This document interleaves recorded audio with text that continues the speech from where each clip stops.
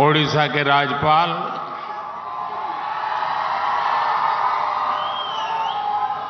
रघुवर दास जी,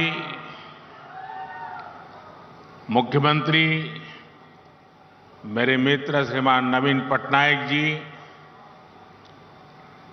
केंद्रीय मंत्रिमंडल के मेरे सहयोगी धर्मेंद्र प्रधान, अश्विनी वैष्णव, विश्वेश्वर तुडू, संसद के मेरे साथी नितेश गंगादेव जी, आईआईएम संबलपुर के निदेशक प्रोफेसर महादेव जायसवाल, अन्य महानुभाव, देवी और सज्जनों, आज ओडिशा की विकास यात्रा के लिए बहुत ही अहम दिन है। मैं ओडिशा के लोगों को करीब 70,000 करोड़ रुपए के इन विकास प्रोजेक्ट्स के लिए बहुत बहुत बधाई देता हूं। इसमें शिक्षा, रेल, रोड, बिजली, पेट्रोलियम से जुड़ी अनेक परियोजनाएं शामिल हैं। इन परियोजनाओं का लाभ ओडिशा के गरीब, मजदूर, कर्मचारी, दुकानदार, व्यापारी, किसान यानी समाज के सब वर्गों को इसका लाभ होगा। ये परियोजनाएं ओडिशा में सुविधाओं के साथ साथ यहां के नौजवानों के लिए रोजगार के हजारों नए अवसर भी लाने वाली है। साथियों, आज देश ने अपने एक महान सपूत पूर्व उप प्रधानमंत्री लाल कृष्ण आडवाणी जी को भारत रत्न देने का भी निर्णय लिया है।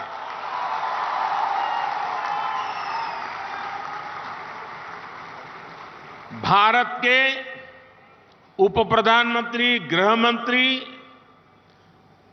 एवं सूचना प्रसारण मंत्री के रूप में और दशकों तक एक निष्ठावान, जागरूक सांसद के रूप में आदरणीय आडवाणी जी ने देश की जो सेवा की है वो अप्रतिम है।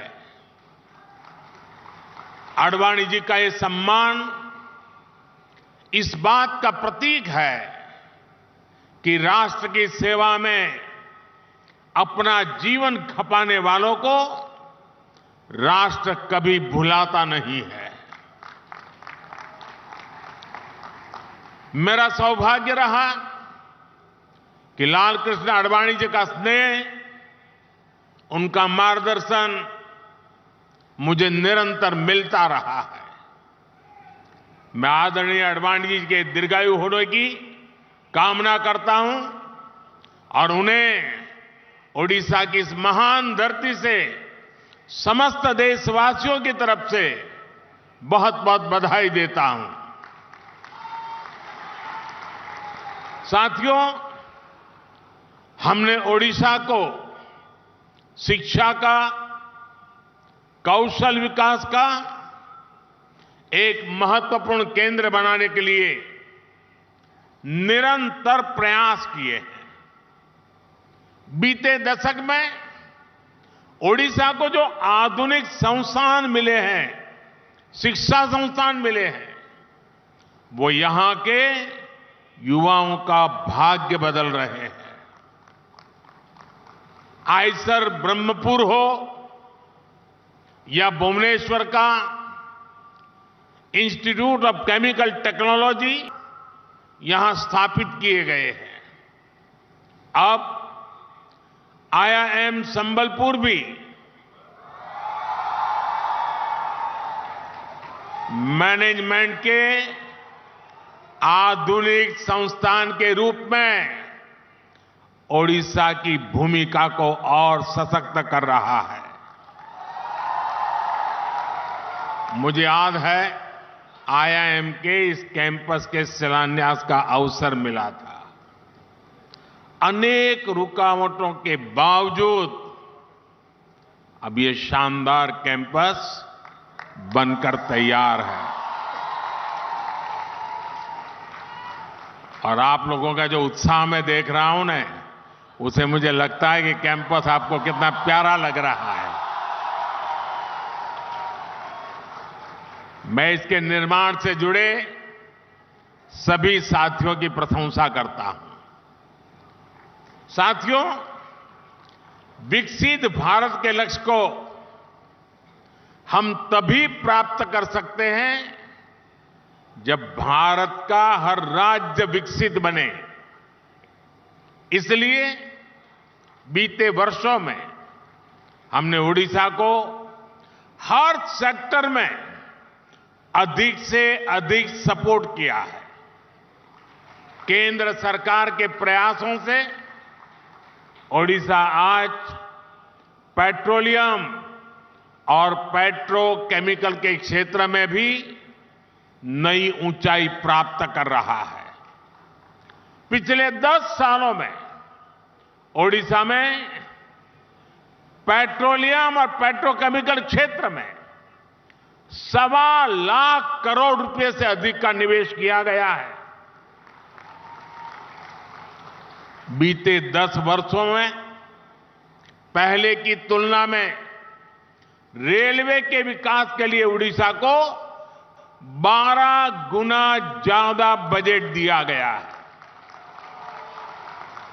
बीते 10 वर्षों में प्रधानमंत्री ग्रामीण सड़क योजना के तहत ओडिशा के गांवों में करीब 50,000 किलोमीटर सड़कें बनी हैं। राज्य में 4,000 किलोमीटर से अधिक नए नेशनल हाईवे का निर्माण भी हुआ है। आज भी यहां नेशनल हाईवे, उससे जुड़ी 3 बड़ी परियोजनाओं का लोकार्पण किया गया है। इन प्रोजेक्ट से झारखंड और ओडिशा के बीच इंटर स्टेट कनेक्टिविटी बढ़ेगी और यात्रा की दूरी भी कम होगी। ये क्षेत्र खनन, बिजली और इस्पात उद्योग की संभावनाओं के लिए जाना जाता है। इस नई कनेक्टिविटी से इस पूरे क्षेत्र में नए उद्योगों के लिए संभावनाएं बनेगी, रोजगार के हजारों नए अवसर बनेंगे। आज संबलपुर तालचेर रेलखंड का दोहरीकरण, नई रेल लाइन का भी शुभारंभ हो रहा है। पूरी सोनपुर एक्सप्रेस से सुबर्णपुर जिला, यानी हमारा सोनपुर जिला आज रेल कनेक्टिविटी से जुड़ रहा है। इससे श्रद्धालुओं के लिए भगवान जगन्नाथ का दर्शन करना और आसान हो जाएगा। ओडिशा के हर परिवार को पर्याप्त और सस्ती बिजली मिले, इसके लिए हम निरंतर प्रयासरत हैं। आज जिन सुपर क्रिटिकल और ultra super critical thermal plants का उद्घाटन यहां हुआ है, उनका लक्ष्य भी यही है। बीते 10 वर्षों में केंद्र सरकार ने जो नीतियां बनाई है, उनका उड़ीसा को बहुत अधिक फायदा हुआ है। हमने खनन के क्षेत्र में जो नए रिफॉर्म किए हैं, ओडिशा उसका बहुत बड़ा लाभार्थी रहा है। खनन नीति में बदलाव के बाद ओडिशा की आय में 10 गुना की वृद्धि हुई है। पहले खनिज उत्पादन का लाभ उन क्षेत्रों और राज्यों को उतना ही मिल पाता था जहां से खनन होता है। हमने इस नीति को भी बदला। केंद्र की भाजपा सरकार ने डिस्ट्रिक्ट मिनरल फाउंडेशन का गठन किया। इससे खनिज से हुई आय का एक हिस्सा उसी क्षेत्र में विकास के लिए लगाना सुनिश्चित हुआ। इससे भी ओडिशा को अब तक करीब करीब 25,000 करोड़ रुपए से अधिक मिल चुके हैं। ये पैसा जिस क्षेत्र में खनन हो रहा है वहां के लोगों के कल्याण के काम आ रहा है। मैं ओडिशा की जनता को आश्वस्त करता हूं कि केंद्र सरकार इसी समर्पित भाव से ओडिशा के विकास के लिए काम करती रहेगी।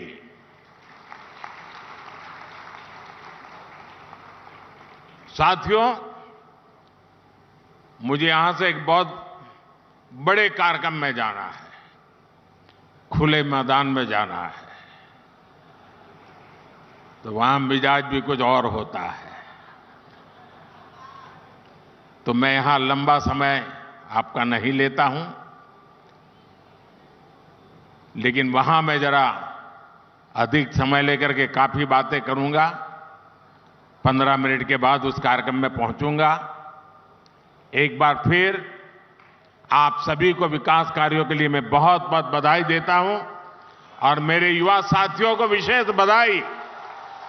बहुत बहुत धन्यवाद।